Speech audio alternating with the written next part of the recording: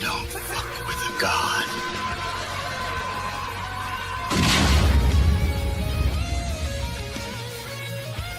Hello and welcome to all Dragon Ball fans. दोस्तों आप सबका एक बार फिर से स्वागत है ड्रैगन बॉल सुपर की एक नई वीडियो में। तो यार आज की वीडियो हम थोड़ा बहुत गॉड ऑफ डिस्ट्रक्शन के बारे में बात करने वाले हैं, खास तौर पे गोकू के बारे में। क्या गोकू जो गॉड ऑफ डिस्ट्रक्शन बन सकता है या फिर नहीं? अब आप लोगों में से किसी ने ये टॉपिक जो मुझे सजेस्ट किया था, मैं उसका नाम भूल गया, सॉरी अगर आपको थोड़ी बहुत बैकग्राउंड नॉइज आ रही है और मेरी आवाज चेंज लग रही है उसके लिए भी सॉरी। तो फिर आखिर ये टोटल जो सारी बात है ये निकल कर कहाँ से आई गोकू की गॉड ऑफ डिस्ट्रक्शन बनने की? तो यार ये बात तब की चल रही है जब गोकू ने मांगा के अंदर हकाई एनर्जी को यूज किया। जी हाँ बिल्कुल, ड्रैगन बॉल सुपर की जो मांग है उसके अंदर गोकू हकाई टेक्निक को यूज कर चुका है। और ये वाली जो बात है थोड़ी बहुत और आगे बढ़ गई जब टूर्नामेंट ऑफ पावर के अंदर टोपो ने गॉड ऑफ डिस्ट्रक्शन की एनर्जी को यूज किया। जी हाँ बिल्कुल, टोपो ने हकाई एनर्जी को यूज किया। उस वक्त से जो बात डिस्कस हो रही है कि भाई दोनों ने जो अपनी ट्रेनिंग एंजल से ली, अपने अपने यूनिवर्स के एंजल से लिए, दोनों हकाई एनर्जी को यूज कर सकते हैं। तो हो सकता है दोनों जो गॉड ऑफ डिस्ट्रक्शन भी बन सकते हैं। टोपो के बारे में तो कंप्लीट कंफर्मेशन है कि वो यूनिवर्स 11 का नेक्स्ट गॉड ऑफ डिस्ट्रक्शन होने वाला है, क्योंकि बेलमोड से हमें बताया गया है कि बेलमोड रिटायरमेंट लेने वाला है।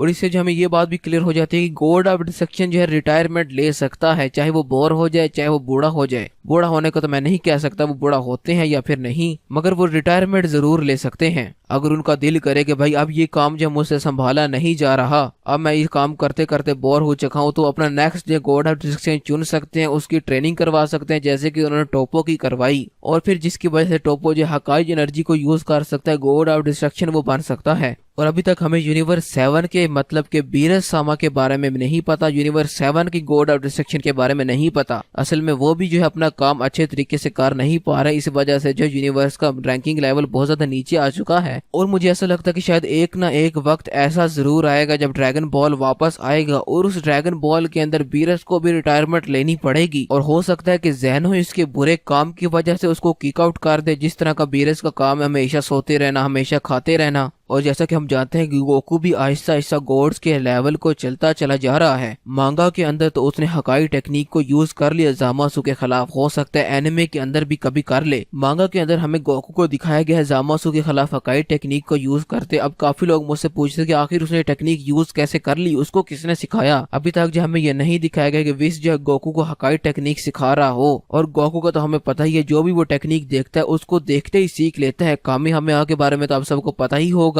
गोकू ने सिर्फ एक बार कामेहामेहा को देखा, मास्टर रोशी को इस्तेमाल करते उसने सीख लिया। गोकू या जो भी टेक्निक देखता है उसको आराम से सीख लेता है। और गोकू ने बीरस को हकाई टेक्निक यूज करते तो कई बार देखा ही है, तो हो सकता है गोकू ने बीरस की हकाई टेक्निक सीख ही ली हो, क्योंकि गोकू के पास इस तरह की एबिलिटी है कि वो एक बार देखने से किसी भी टेक्निक को सीख लेता है। और अब तो गोकू जो अल्ट्रा इंस्टेंट के अंदर ट्रांसफॉर्म हो चुका है और वो गॉड्स का मुकाबला कर सकता है, गॉड्स को टक्कर दे सकता है। और सिंपल सी बात है, अल्ट्रा इंस्टेंट के अंदर गोकू की पावर जो बीरस से ज्यादा हो चुकी है। अब जरा सोचो, एक बंदे की पावर है गॉड ऑफ डिस्ट्रक्शन से भी ज्यादा, तो फिर क्या उसे गॉड ऑफ डिस्ट्रक्शन नहीं होना चाहिए जिसकी पावर ज्यादा हो? और फिर आखिर क्या मकसद है अकीरा टोरियामा और टोयोटारो का गोकू की अल्ट्रा इंस्टेंट फॉर्म को लाने में? इन दोनों के एक इंटरव्यू में इन्होंने साफ साफ बात ये बता दी कि हमारा एक मकसद है गोकू की इस फॉर्म को सामने लाने में। हम गोकू को गॉड क्यों बनाना चाहते हैं? गोकू को अल्ट्रा इंस्टेंट हमने क्यों दी? उसको जो है गॉड से ज्यादा पावर क्यों दी? एंजल के लेवल तक उसे क्यों पहुंचाया? इसके पीछे जो एक मकसद है। उन दोनों ने इंटरव्यू के अंदर अपना ट्रू मोटिव जो हमारे सामने नहीं रखा, मगर उन्होंने इतना जरूर बताया है कि इसके पीछे कोई ना कोई मकसद तो जरूर है।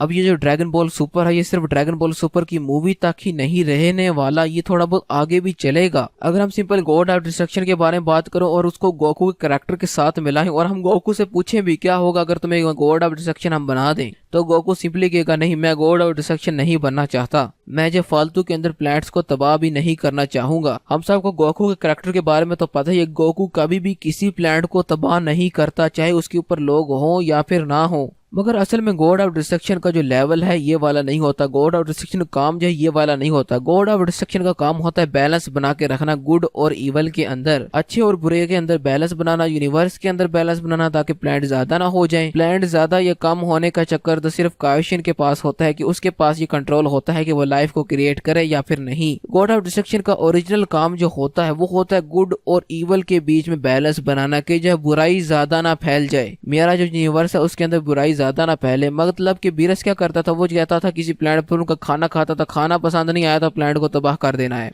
मगर अगर गोकू जो गॉड ऑफ डिस्ट्रक्शन बन जाए तो इस तरह की बुराइयां कभी सामने आई ही ना। जैसे कि माजिन बू आ गया था, उसने सारे काइशिन को खत्म कर दिया, तब बीरस कहाँ पर था? सिंपल सी बात है, सो ही रहा होगा वो। कोई बड़ी ताकत सामने निकल कर आती है जो कि प्लैनेट को तबाह करती चली जा रही है, लोगों को बर्बाद करती चली जा रही है, तो फिर गॉड ऑफ डिस्ट्रक्शन का काम होता है उसको रोकना। अगर इस कैटेगरी से हम देखें गोकू को, तो गोकू जो गॉड ऑफ डिस्ट्रक्शन की कैटेगरी बिल्कुल फिट बैठता है, क्योंकि गोकू जो अच्छे तरीके से जानता है बुरे लोगों को मिटाना और अच्छे लोगों को सुरक्षित रखना। अगर बीरस गॉड ऑफ डिस्ट्रक्शन जो खुद को कहता है अगर अपना काम ठीक से करता तो अपने यूनिवर्स का रैंकिंग लेवल जो सबसे हाई पर होता, क्योंकि इस यूनिवर्स के अंदर ऐसे मॉडल होते हैं जो कि गॉड को भी टक्कर दे सकें। मगर फिर भी इस यूनिवर्स का रैंकिंग लेवल जो सेकंड लास्ट पर है। ऐसा क्यों? सिर्फ बीरस की वजह से। उसने अपना काम ठीक से नहीं किया। एंजल के बारे में तो हम कुछ नहीं कह सकते, एंजल जो है सिर्फ वही करता है जो कि गॉड ऑफ डिस्ट्रक्शन कहता है। अब तो मुझे ऐसा लगता है कि बीरस को रिटायरमेंट ले ही लेनी चाहिए, क्योंकि उसकी वजह से अपने यूनिवर्स का जो रैंकिंग लेवल है वो बहुत ही नीचे होता चला जा रहा है। मगर फिर भी अगर हम सोचें गोकू के बारे में कि वो गॉड ऑफ डिस्ट्रक्शन बन जाए, मगर फिर भी ना वो मानने नहीं वाला और उसका कैरेक्टर बैठेगा भी नहीं। भाई गॉड ऑफ डिस्ट्रक्शन जो कि प्लैनेट को तबाह करता चला जा रहा है, गोकू नहीं, देखने से ऐसा बिल्कुल नहीं लगता। गोकू किसी चीज को तबाह नहीं कर सकता, हाँ सवाए अगर वो बुरा प्लैनेट हो, वहाँ पे बुरे बंदे रहते हो, तो गोकू जो सिंपल ऐसा भी कर सकता है कि किसी प्लैनेट पर जो किसी ईवल बंदे की हुकूमत हो, कोई ईवल बंदा जो राज करता हो उस प्लैनेट पर।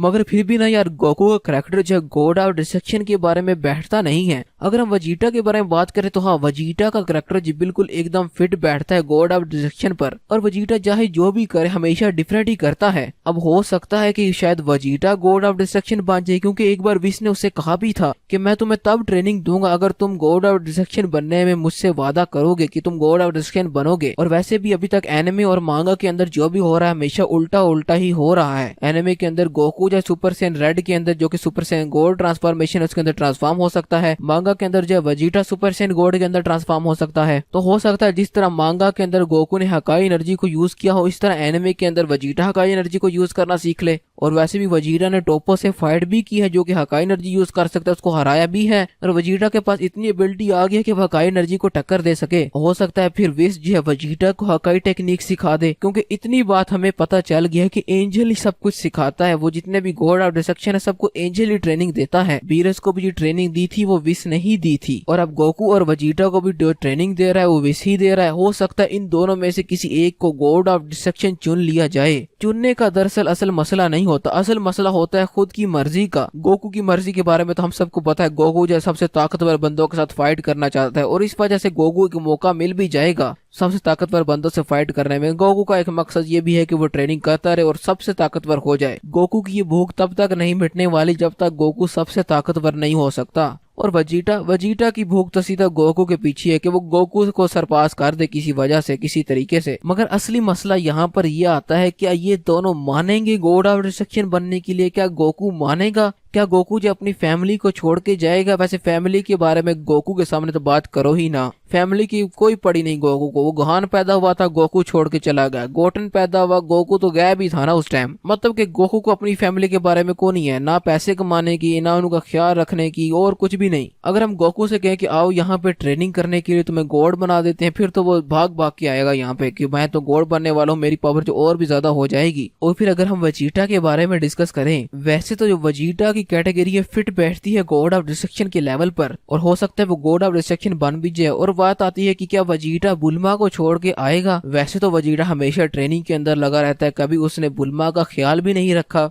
बस इसी बात में मुझे गुस्सा है। और अगर फैमिली की बात करें तो वजीटा जब बहुत ज्यादा सीरियस हो जाता है अपनी फैमिली के बारे में, खासतौर पे अपने बेटे के बारे में और अपनी बीवी के बारे में भी। और सिंपल सी बात है, उनको सैर के लिए भी लेके जाता है, शॉपिंग के लिए भी लेके जाता है, जो कि गोकू कभी नहीं करता। और मुझे नहीं लगता कि बुल्मा जो है वजीटा को आने देगी गॉड ऑफ डिस्ट्रक्शन की पोस्ट पर। वो चाहेगी कि वजीटा हमेशा मेरे पास ही रहे, अर्थ पर ही रहे, अर्थ का अगर कोई मुसीबत हो तो अर्थ को ही बचा ले। बल्कि यार ऐसा भी तो हो सकता है कि वो गॉड ऑफ डिस्ट्रक्शन बन जाए और अर्थ पर ही रहे, अर्थ को अपना प्लैनेट बना ले। उसका जरूरी तो नहीं कि वो बीरस के प्लैनेट के ऊपर जाए। ये बात अभी मेरे दिमाग में आई यार, यही जो चीज है गोकू पे भी अप्लाई हो सकती है। और सिर्फ अगर कोई जरूरी काम हो, किसी प्लैनेट को तबाह करना हो, चाहे किसी प्लैनेट पर कोई इवल बंदा आ गया, सिर्फ उसको मिटाने के लिए वो शायद किसी और प्लैनेट पर चले जाएं। तो फिर आप लोगों का क्या ख्याल है इसके बारे में कमेंट में मुझे जरूर बताइएगा। तो फिर आज की वीडियो पर हम टारगेट रखने वाले हैं 2000 लाइक्स का। इस वीडियो पर 2000 लाइक्स हो जानी चाहिए। जल्दी करो, लाइक करो, जो भी आया यहाँ पे लाइक करो, लाइक किए बगैर जाना नहीं। तो फिर ठीक है यार, आज के लिए सिर्फ इतना ही। आपने ख्यालात जो है मुझे कमेंट में जरूर बताइएगा। तो फिर आज की वीडियो को यहीं पर एंड करते हैं। अगर आपको वीडियो पसंद आए तो उसको लाइक कीजिए, शेयर कीजिए और चैनल को करिए सब्सक्राइब। तो फिर आज के लिए सिर्फ इतना ही। खुश रहें, खुश रखें। आपसे मुलाकात होगी इंशाल्लाह अगली वीडियो में। Bye bye.